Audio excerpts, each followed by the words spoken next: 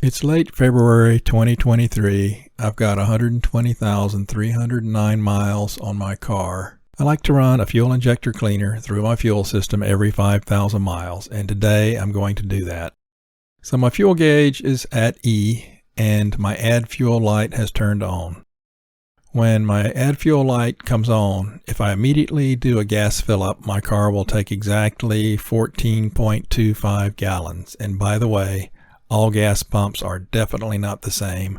Some have more error than others, thereby costing extra money. I have my favorite fuel pumps at my favorite gas stations. First, I'm going to add 1/2 tank of gas, i.e. 7 gallons, and I'm doing that here. When I gassed up, I was distracted by filming and I accidentally selected the 93 octane instead of this 87 octane. I always run the 87 octane in this car. I'm way too cheap to run the 93 octane. That would cost me a fortune. Next, I'm going to add the fuel injector cleaner. I use AMSOIL PI Performance Improver Fuel Injector Cleaner. I noticed this week that I was getting a slight detonation or spark knock under part throttle or light acceleration from a stop. My car is mostly used as a city car, and I'll run short trips of about 10 minutes. So in most cases, the engine never really warms up. This is considered to be a severe duty driving condition, and I'm thinking this makes carbon buildup inside the engine on top of the pistons and on the combustion chamber surface of the cylinder head. This carbon buildup increases the engine compression ratio slightly, and the carboned up areas may also become hot spots. Both of these conditions will lead to detonation and spark knock. Also, my injectors may not be making a perfect spray pattern due to slight buildup on the nozzles.